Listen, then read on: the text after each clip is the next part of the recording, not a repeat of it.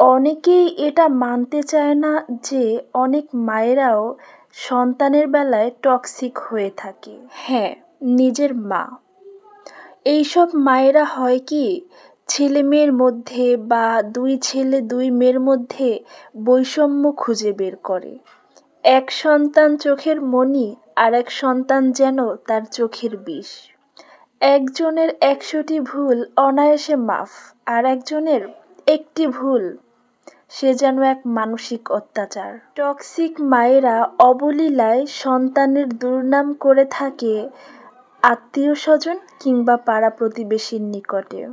এমনকি তাদের সামনেও সন্তানদেরকে তুচ্ছ তাচ্ছিল্য করতে ছাড়ে না। এমন ভাব দেখান এ যেন তার সন্তানই নন। এর সীমা লঙ্ঘনের জন্য দায়ী পরিবারের পুরুষ, অর্থাৎ সন্তানের পিতা।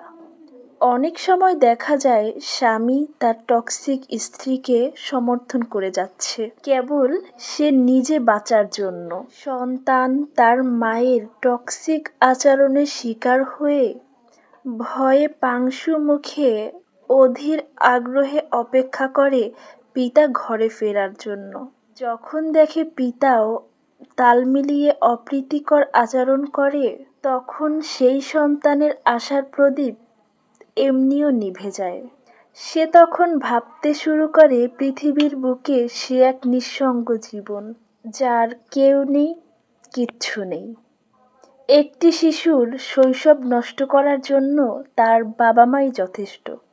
অনেক ক্ষেত্রে শুধু শৈশব নয়, পুরো জীবনটাই বরবাদ হয়ে যায়। এটা আসলে ব্যাখ্যা করা যায় না।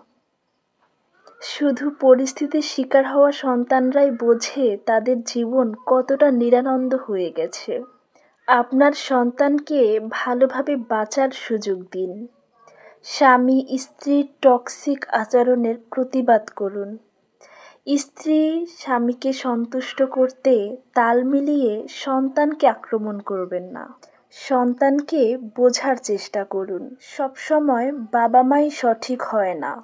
আপনার সঙ্গী সঙ্গিনী যখন সন্তানের সাথে অস্বাভাবিক আচরণ করে, তখন বিষয়টা ভালোভাবে বুঝে সমাধানের চেষ্টা করুন। একটি সন্তানকে শৈশব থেকে নেতিবাচক প্রভাবে বেড়ে তুলবেন না।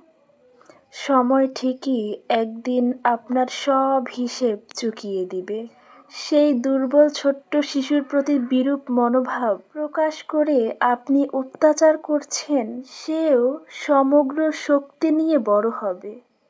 সেদিন যেন আপনার করা আচরণ আপনাকে ফিরিয়ে না দেয়।